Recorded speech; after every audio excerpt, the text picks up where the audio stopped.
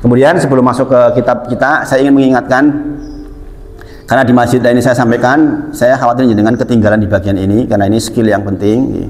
Di Gunung Sempu saya sampaikan, di Miftahul saya sampaikan tentang menahan marah. Hadisnya nanti lengkapnya jenengan ikut di video.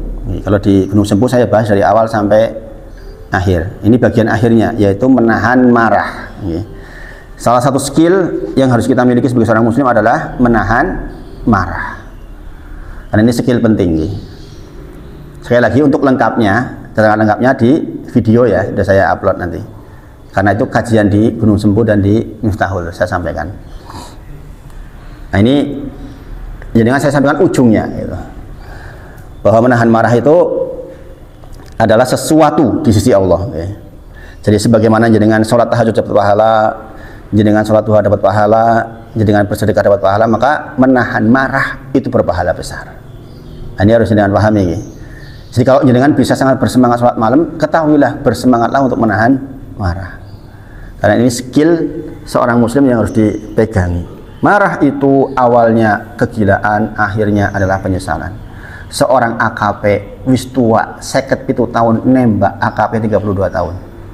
Lihat kemarin di YouTube itu AKP Dadang. Gara-gara apa? Marah. Rumongso sing dibekingi ditangkap karo sing nom. Kapolresnya juga mau ditembak. Kenapa? Kenapa dia nggak menghubungi saya? Saya kan Kabag Ops, kepala bagian operasional. Kenapa langsung ke bagian reskrim? Sehingga dia nggak terima.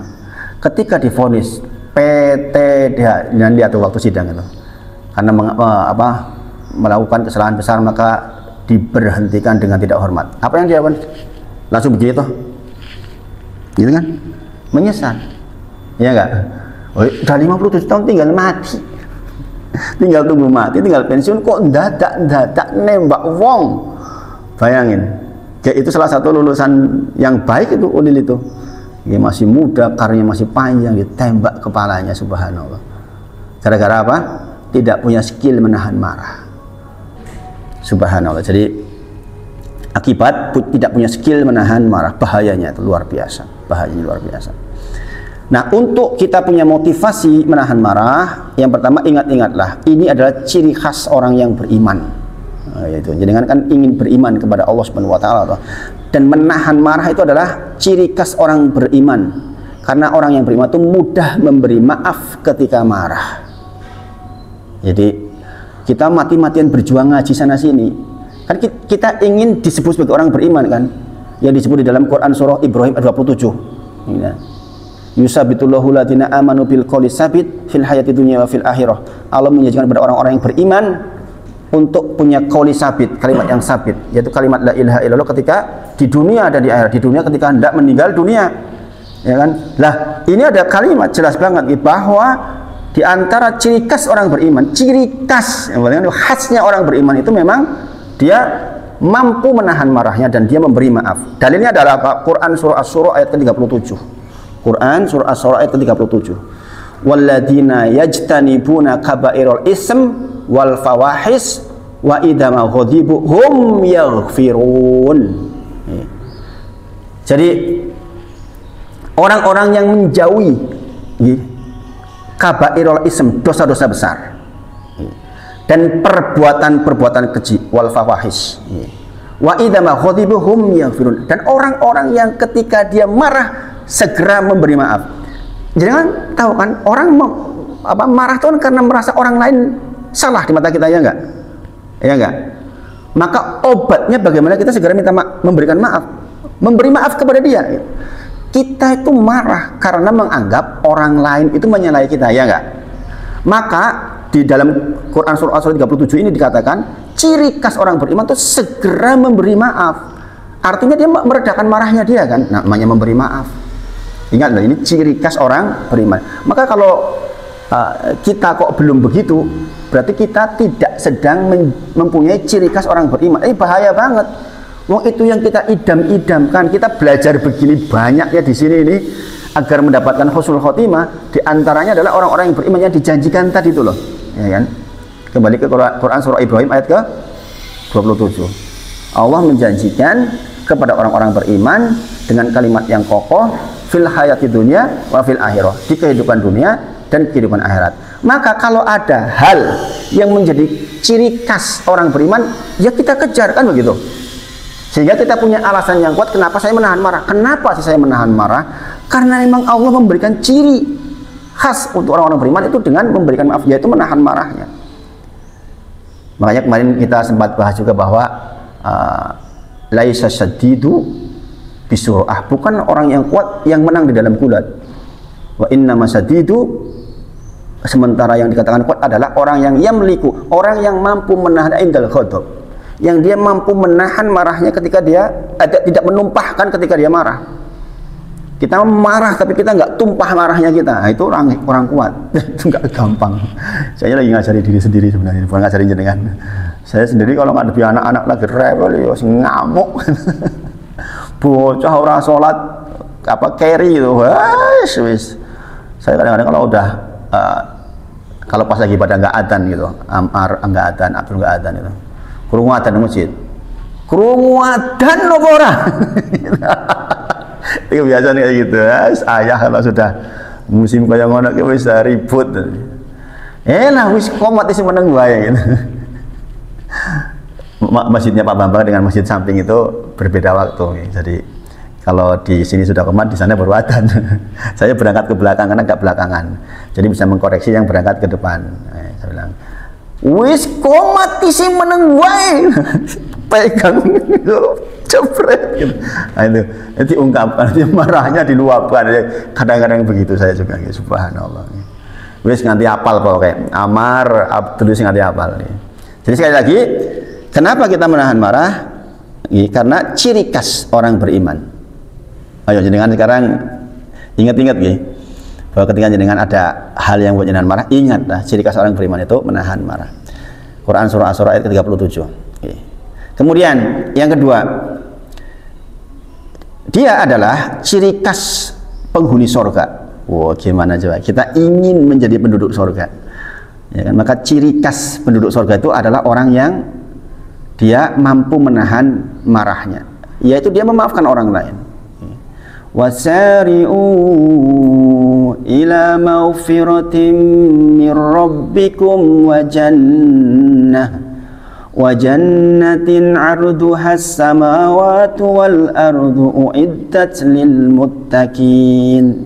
Itu kan Quran surah Ali Imran ayat ke berapa tuh? 133 gitu. Bahwa kita disuruh oleh Allah untuk syari'u itu berlomba-lomba, bersegera, rebutano gitu, itu syari'u itu. Jadi kita tuh diperintahkan untuk rebutan memang.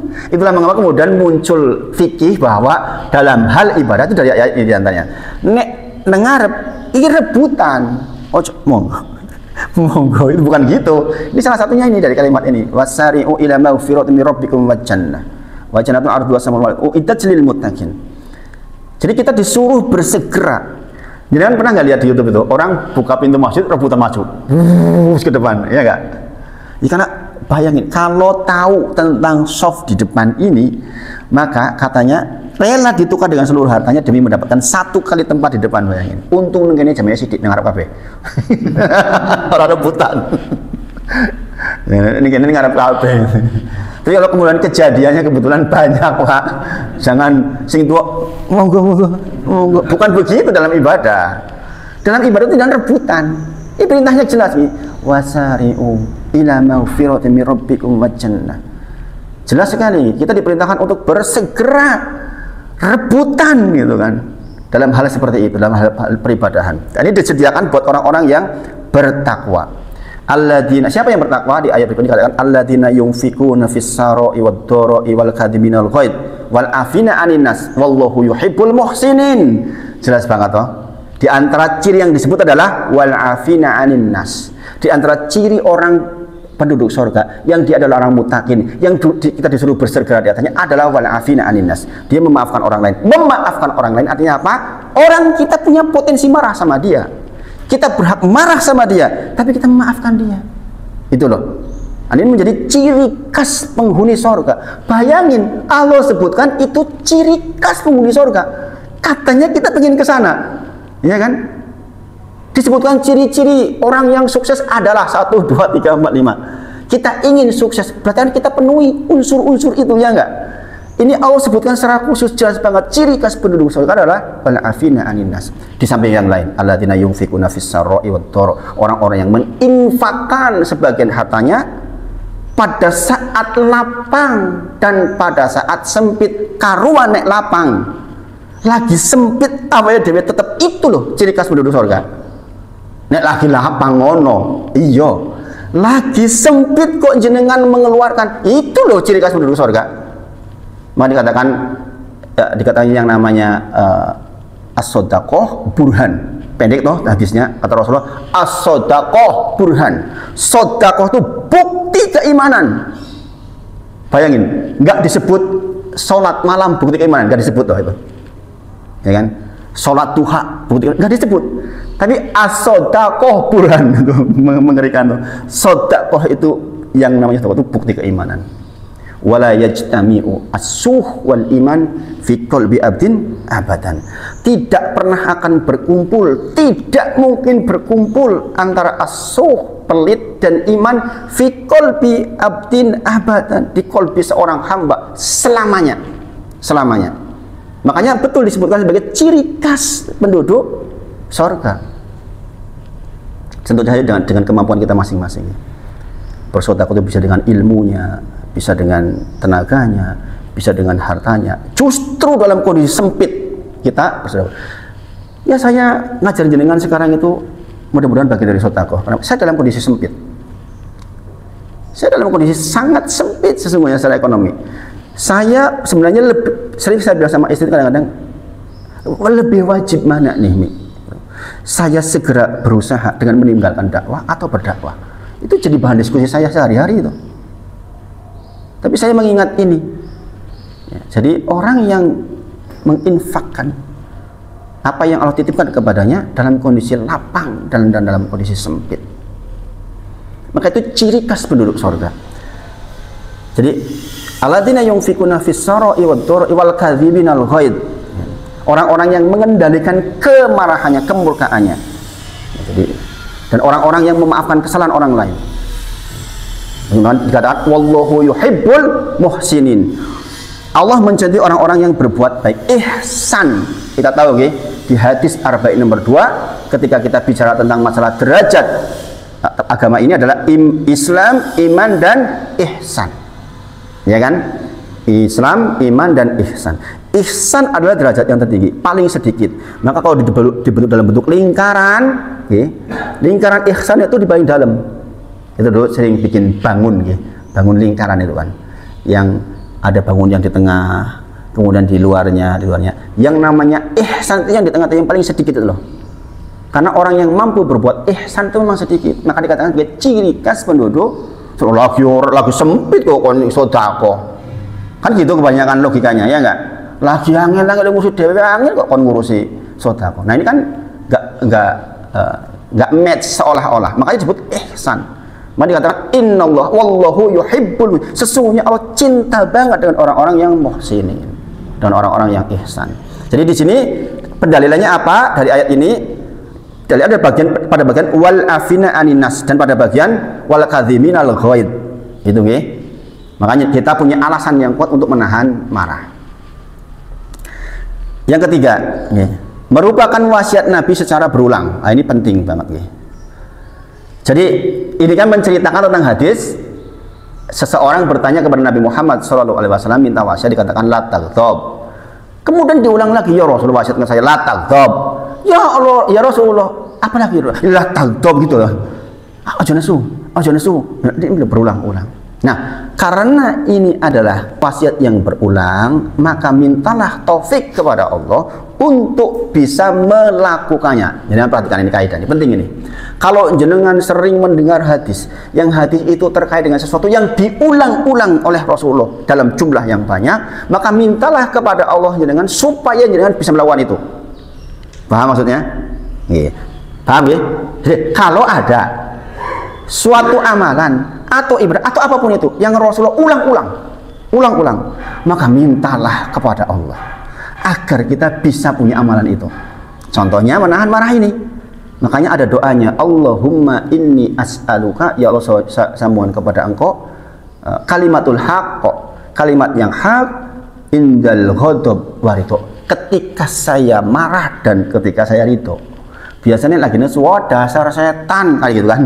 Nah kita ingin tidak seperti itu, karena wah jangan kok orang yang belum ngaji, orang sudah ngaji kalau sudah marah itu jadi dikeyong gendeng.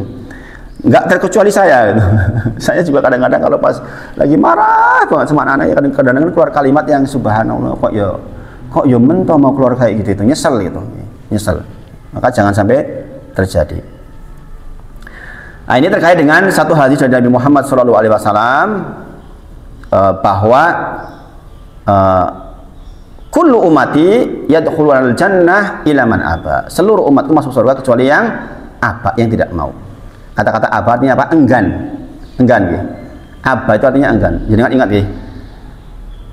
Wa id qulna lil malaikati isjudu li adama fasajadu illa iblisa abba wastakbar. Ingatlah ketika diperintahkan kepada iblis untuk sujud penghormatan kepada Adam, kemudian pada malaikat, semuanya iblis enggak mau. Illa iblis abba wastakbar, dia enggan dan dia menyombongkan diri, ya kan? Maka di sini dikatakan, siapa yang enggan ya Rasulullah masuk surga? Kata Rasulullah, man ata'ani dakhalal jannah wa man asani dakhalan nar. Siapapun yang taat kepadaku masuk surga, siapapun yang menyelisih masuk neraka. Maksudnya gimana? Janjane kabeh iki mlebu surga sebenarnya. Siapa sih orang gelem? Ya itu tadi yang menyelisih itu loh. Jelas-jelas Rasulullah kondopo, kita kemana? Ya kan? Jadi dia tidak memenuhi syarat yakin dalam kalimat la ilaha illallah, sehingga ada bagian-bagian syariat Nabi Muhammad SAW yang ditinggalin sama dia karena dia nggak yakin penuh.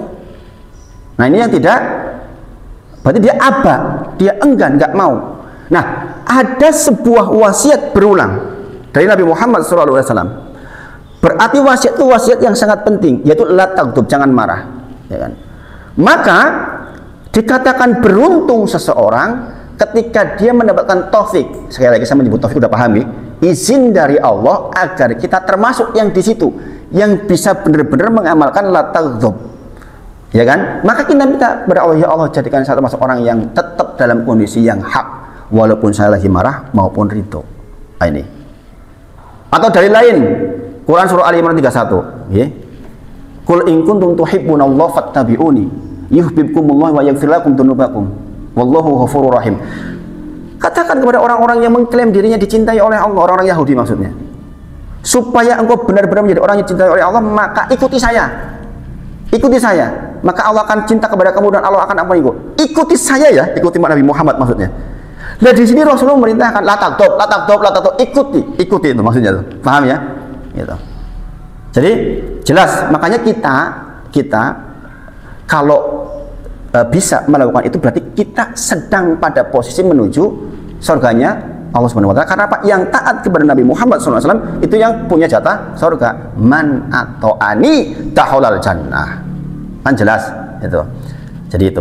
Kemudian yang keempat, disebut secara khusus sebagai salah satu sebab surga. Nah ini yang saya katakan tadi, bahwa kalau ada amalan kok disebut secara khusus, maka mintalah kepada Allah kita punya amalan itu.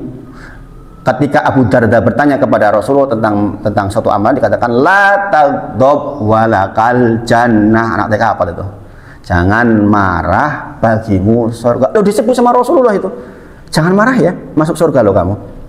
Maka kita minta kepada Allah punya amalan itu. Ya, punya amalan itu. Ingat nih, gara-gara marah orang ditusuk, gara-gara marah seorang anak kemarin barusan di YouTube saya lihat membunuh bapaknya, neneknya, ibunya ditusuk. Gara-gara marah Agus disiram dengan air keras. Ditanya kenapa kamu nyiram dia? Dia suka ngomong anjing gitu ke anak buahnya. Gara-gara Agus ngomong seperti itu, timbullah marah yang berlebihan, akhirnya menjadikan dia buta selamanya. Makanya dikatakan yang namanya marah itu awalnya adalah kegilaan, akhirnya adalah penyesalan. Maka kita orang yang sudah ngaji mohon kepada Allah agar terhindar dari yang sedemikian. Nah ini terkait dengan menahan marah, mudah-mudahan bisa menjadi pelengkap buat kita, karena saya sampaikan di masjid lain sementara jenengan nggak semuanya di sana, saya eman-eman kalau nggak disampaikan. Nanti jenengan lihat lengkapnya untuk hadis yang mana, atau ini sarah hadis yang mana, sarah hadis Arba'in nomor 16, nanti di video sudah ada.